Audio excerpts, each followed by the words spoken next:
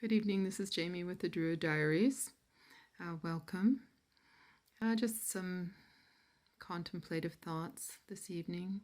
I recently just hung up two of my paintings that go together on this wall behind me in my dining room area, and I am here with my beautiful cat who is probably around 15, 16 years old. Maybe he will pop into the picture at some point. He's just laying on the table, which he shouldn't do, but I kind of said, okay, this time is fine. So he may make some comments as well. I just thought I'd talk about the paintings a bit. See the one over top of my head? It's a chalice full of water, and the water being sacred. The bowl, the chalice aspect, is fashioned after a coil pot, and using coils and pinch methods for creating pottery is very ancient. And it also could be considered a symbol of the earth herself, the earth as being a sacred vessel, a sacred chalice of life in our solar system.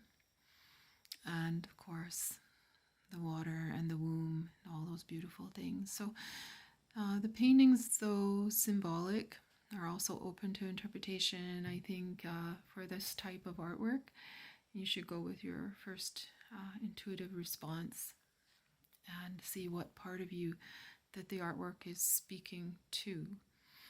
And this painting was done before I formalized a sense of being on a druidic path, though in hindsight I think I've been on this path for feels like a lifetime, but it's just taken me to explore a lot of different avenues and led me here to where I am today, and who knows where I'll be tomorrow.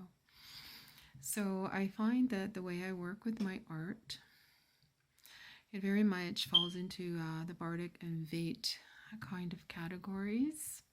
And because it becomes then public and has interaction with the public, and that serves the public good, then there is that Druid directive involved in creating work that is then exposed to other people. These works have hung in exhibits. They've hung in public, especially the large one here. Now, unfortunately, I did test out the angle of my phone camera, and there's a lot of glare in the painting. And the painting is called Choice, No Choice. But I'm going to just kind of guide the camera to the lower area, which isn't as bad glare. We'll just try a little bit here. There is the vessel, the chalice of life, the planet being represented, and all these beautiful energies coming out and expressing themselves from her womb. And then we have another area here. You can see is more like a chessboard. And that is the politics of our lives and how we play with this beautiful sacred life force. Not always to the betterment of all, frequently to the betterment of the few. Oh, there, look at that. Okay, there we go. There it is. And these house-like shapes that are almost like lanterns that are coming from that beautiful energy and going up and becoming the stars in the sky. I think that whole subconscious speak that's coming through in the artwork, I know you can find a lot of universal connections in the painting, and I leave that to you to explore. But I just thought I'd mention it tonight, because often things like painting are underrated as to how they might fall into expression of lore and meaning and spirituality. They're often much more literal and depictive, illustrative rather than symbolic. There are some wonderful artists in history that I found very spiritual and inspirational, and when I looked at their work, it's like time travel to me, and I had the privilege and the blessing of being able to see a lot of artworks in person. I didn't go overseas to see them, and I grew up in a big city, and I was able to go to the big art gallery. So, you know, you find your way, right? And there's nothing wrong with looking in books either, because the many books I've found really, really super inspiring. And we do have libraries if you can't afford to buy the books.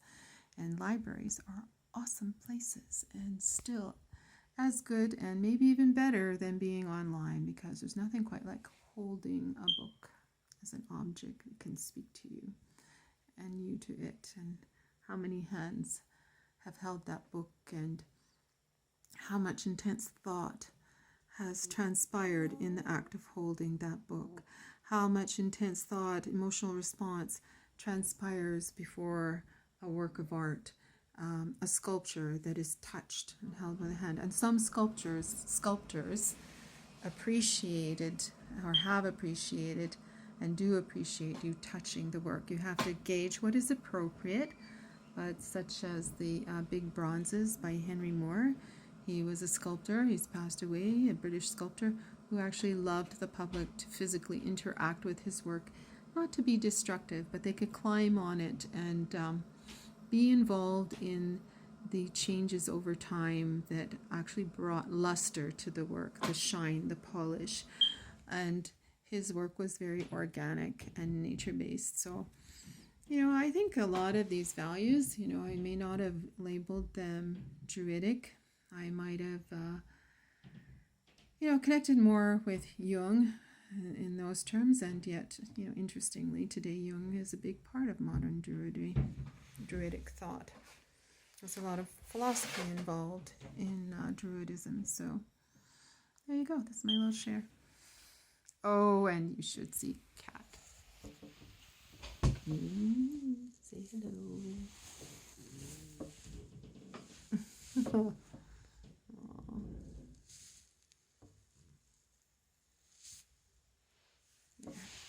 Good night.